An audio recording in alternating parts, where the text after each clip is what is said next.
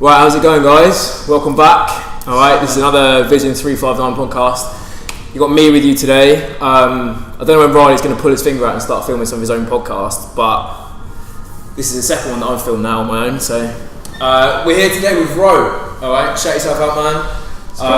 Plug all the Instagrams, the YouTube, everything. We're here today to talk about social media, and I wanted to say to start off with that until today we don't know each other. No, we didn't. Until today, we don't know each other. We didn't. You know, we've connected on Instagram. Yeah. And that's led us to the situation we're at now. Yeah.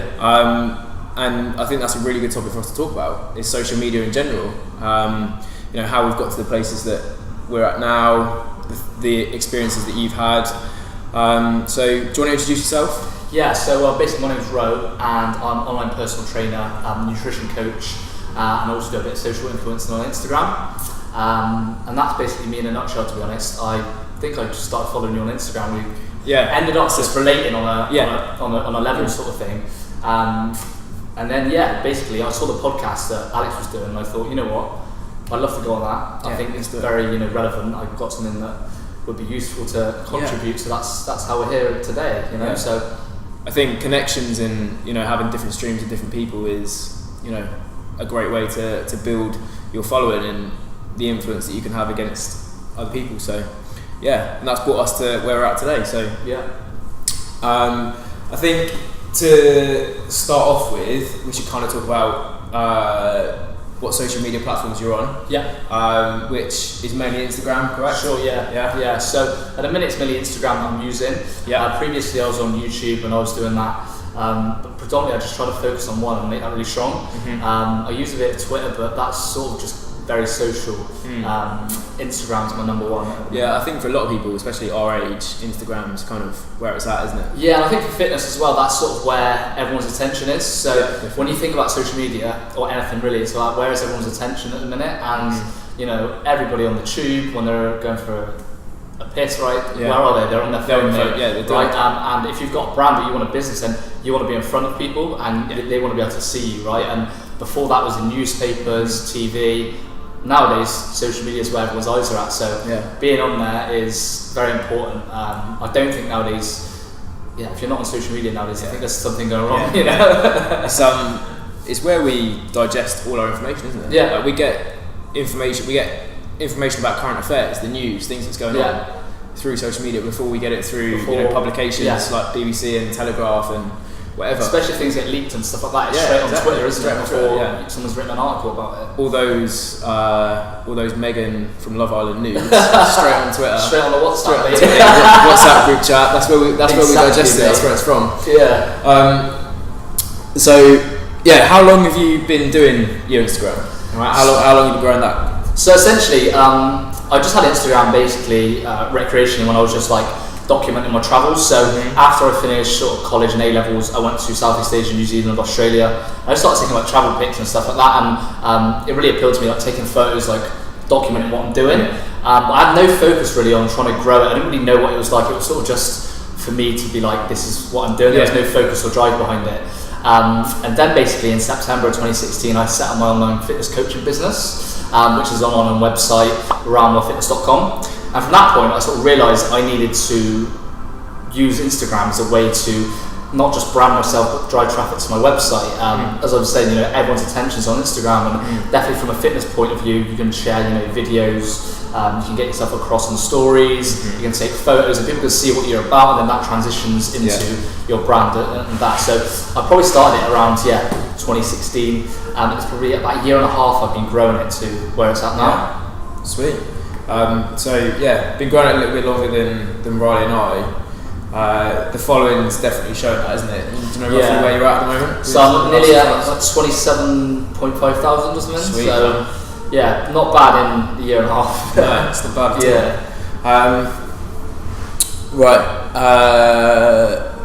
all. So over the last, say, year and a half that you've been growing it, how have you done that? All right. A lot of people out there, they know what they want to do. It's quite easy to have a business and know, so I need to have a social media page. But knowing you need to have a social media page is very different from growing and having a successful social media page. So how the fuck do you branch between, how did you find, branching between the two? How did you become successful in growing that page? So definitely to begin with, it's about consistency.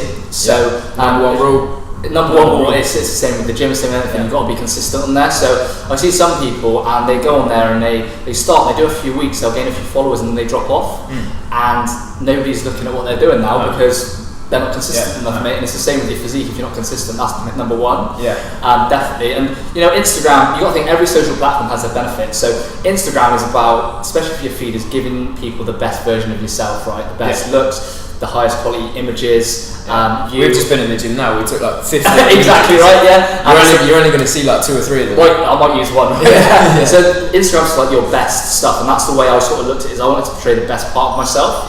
But then I wanted to, bring that back to me. So I wanted to focus on fitness predominantly, also lifestyle, and a bit about just me personally as well. That was basically my 3 things. And I'd rotate those photos of what I was doing on my feed at different locations with different people doing different stuff consistently for a while. And doing that and using, the right hashtags are important as well to gain traction.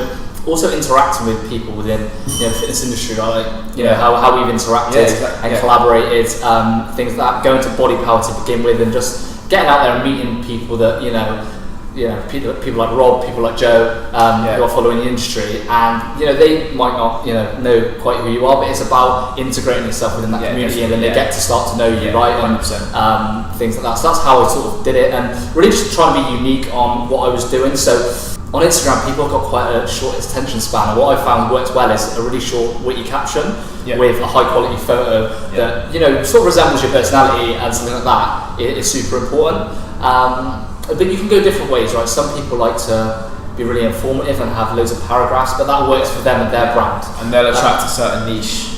Exactly, from that. That responds well to that. And I always think it's like someone's looking at your page, what are they thinking when Alex is posting? Like when Alex posts, what do you think straight away? I always think like a witty caption, something quite funny, and everyone has their different way of attracting that. So I played around with lots of different stuff. But I found with me, the high quality photos with a little bit of a witty caption, really easy going and relaxed is what worked for me, and I'm being consistent over time with it. I think overall consistency is wicked. So how often do you post? How often do you try to post at least? So I try to post daily. Ideally, you want to post daily to get on the top of the algorithm, but that's another thing to talk about. The algorithm. But I think what's even more important, again, is what you think of that person when you see their profile or when you go onto their feed. So if you're posting 7 days a week, but your content's subpar, it's probably worth just posting 3 times a week or twice a week with really good quality stuff, right?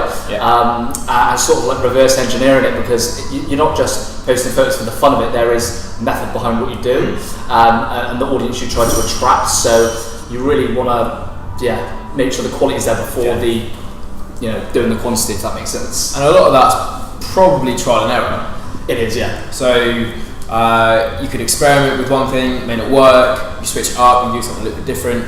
Like I said, you found something that works for you. It's not going to work for everyone. But trial and error, give different things a go, and see what becomes of it. Exactly. I think one of the conversations that we had earlier today would probably be quite important as well. Is talking about, say, taking that first risk to put yourself online.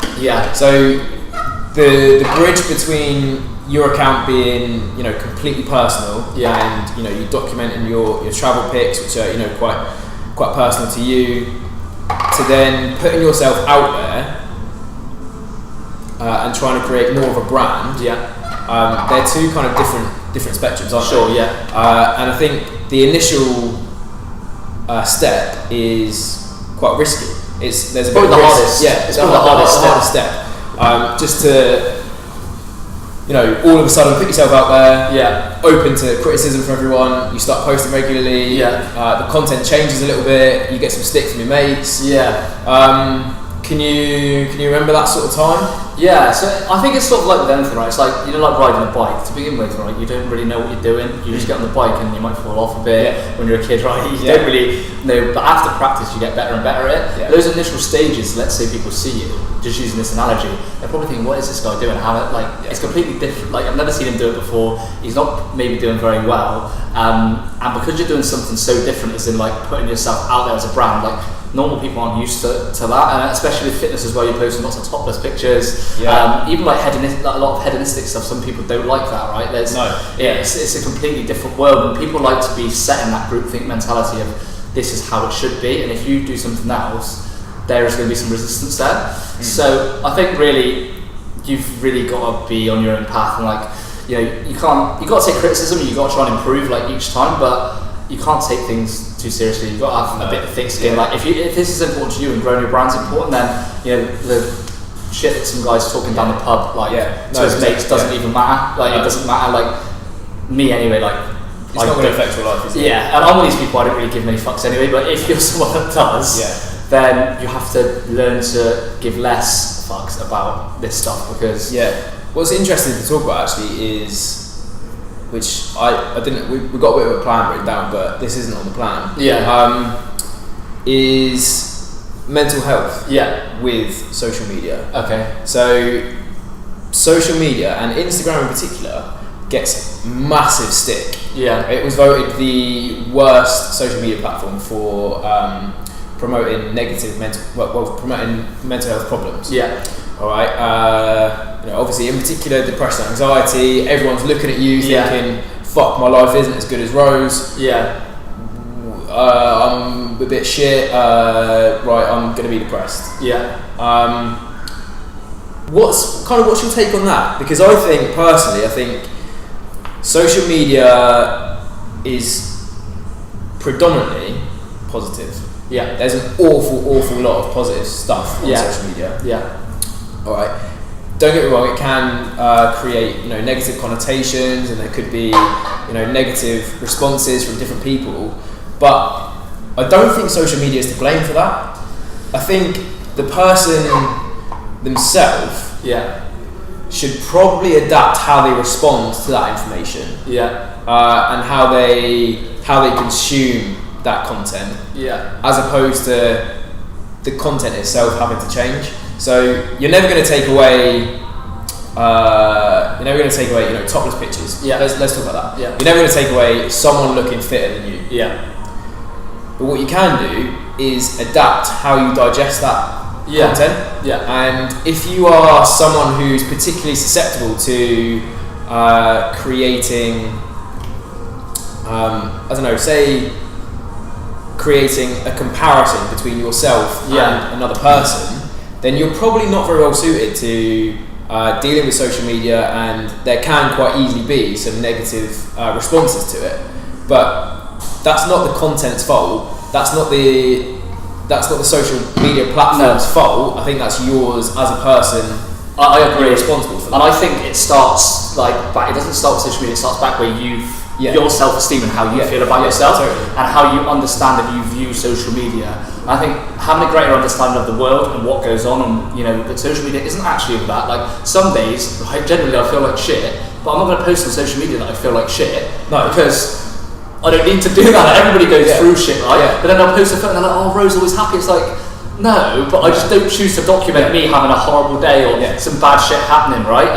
And people need to understand this and not get so tied up to that. Everybody's people at the end of the day. But if you are feeling like that and you're perceiving like, you need to sit down and like address your own self-esteem and your own issues. Like genuinely, you need to be happy with yourself and not worry about anything else. And if you just don't go on social media, if you feel that it's that much, work on yourself first. Sort those issues out about how you feel.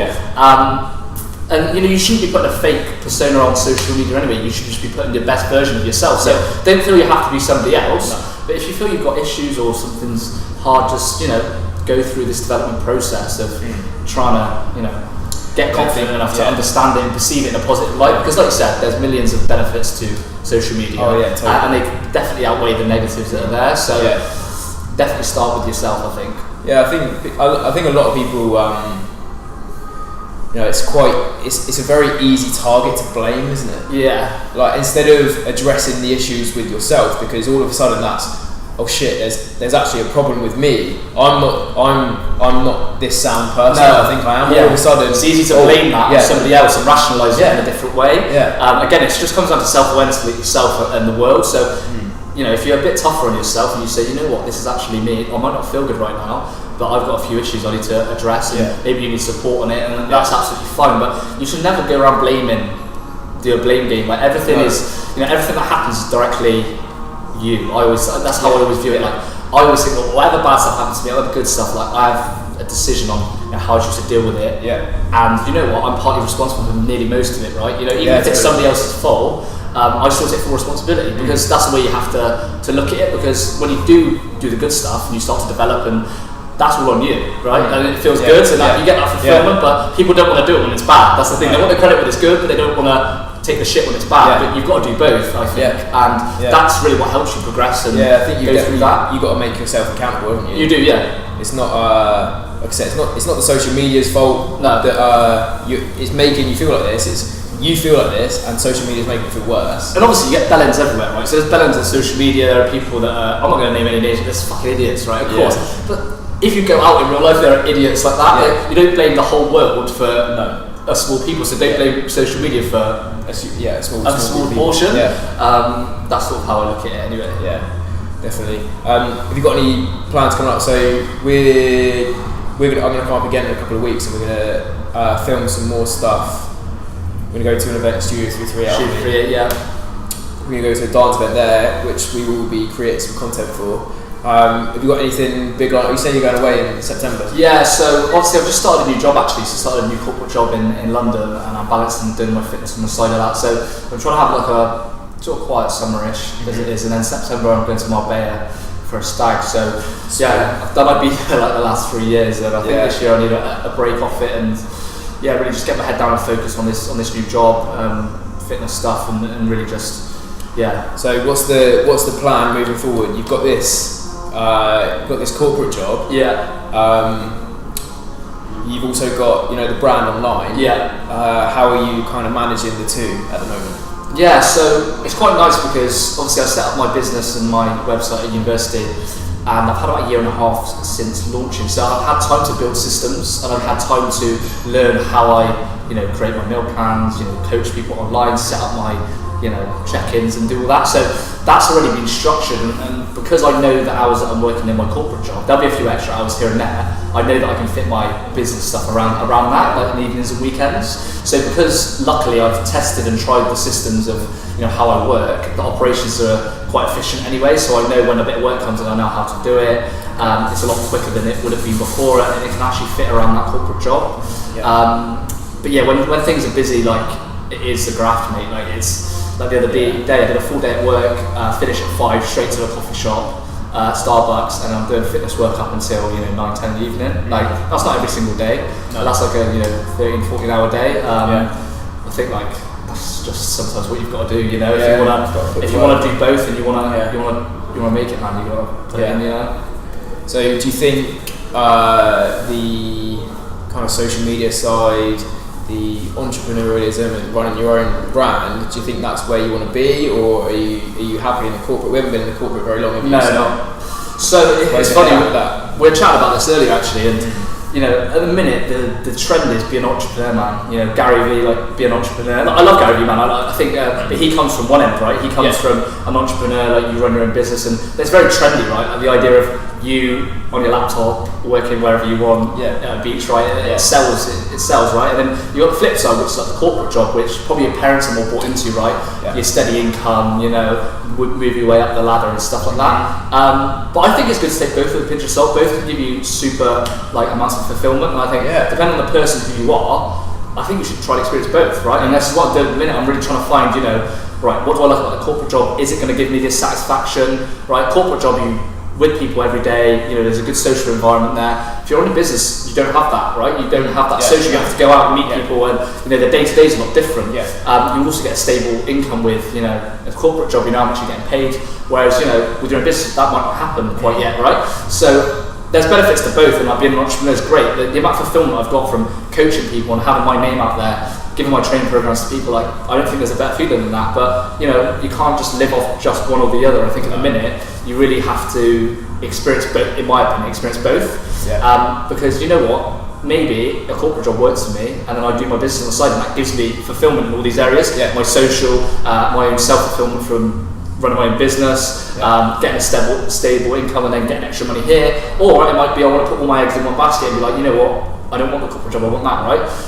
So experience it, man. You know what I mean? That's how I think about it, mate. Like I just want to see how I feel, you know? Yeah. And I think that's what life is about. Like, see what you're attracted to, see what you connect with, man. Everyone's so quick to judge things, aren't they? Before they've given it a go. Exactly. And I really try and keep an open mind about it. And you know, if like something doesn't work out, I'm 23, man. It's cool, mate. I'll just do something else. Yeah.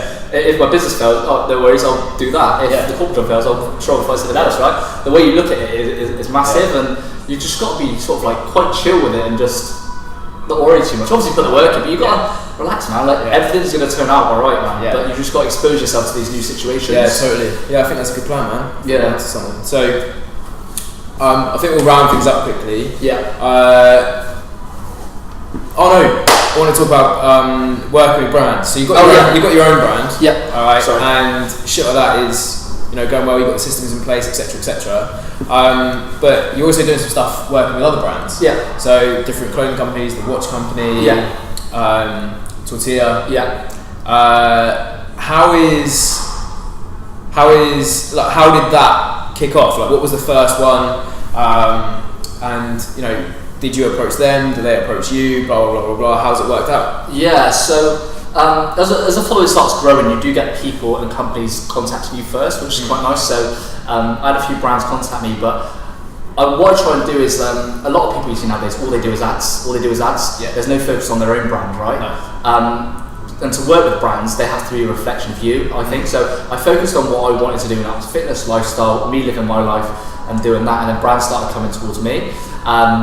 And then I was selective with who I chose to work with, because if you work with any sort of brand, then it's a reflection on you. So you don't just want to be doing ads for everybody, you want to be doing them for the ones you want. And then things start to grow, you start with the small brands, and if you like them and you like the owners and what they're about, you start with them, and then slowly I work my way up. Mm-hmm. So I started with really small, like startup clothing brands, and now I'm working with people like Boohoo, Badoo, I'm doing an ad with tomorrow, Movement, Daniel Wellington, so quite sort of big names, My Protein, Sports Direct. So as things progress, more people have come to me. But I also myself I do outreach as well. So sometimes like once a week, this is a really good thing to do if you've got a decent following, is find the contact details of a company, let's say Movement or Daniel Wellington you want to work with, and actually send an email to their like influencer marketing manager and be like, oh, I'd love to collaborate with you guys, I think I'd fit your brand, I'd be a good representative and do that. So you can have a mixture of them contacting you and you doing it yourself. And I find that is a really good way to start working with brands.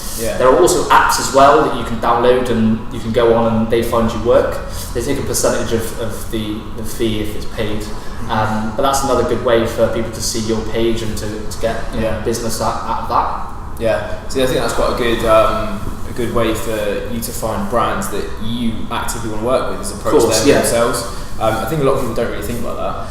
No, and I think again it comes back to you have to build that brand up first before you do that. Like if you haven't offered anything yet and nobody really knows who you are and you don't have much there, you can't really be like, send me some free stuff or pay me for this post, because you've got to have built that brand up and you've got to have people, again, that attention on your page.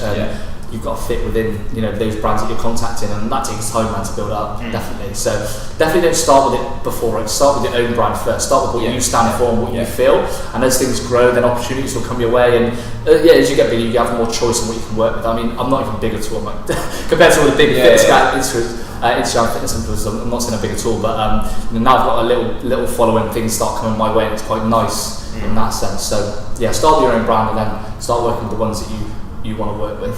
Yeah, perfect. Alright, man, let's round it up. Cool. Number one rule though, consistency. Consistency is key. Consistency is key. Yeah. Alright, right, thanks for that, man. Cheers, finally, let's plug at Ro Anwar. I'll put it on the screen. At Ro Anwar on Instagram, Twitter. I don't really use Snapchat. And roanwarfitness.com if you want some online coaching. Cheers, mate. That's Spot on. Yeah, wicked. Right, cheers, guys. In a bit. Sound.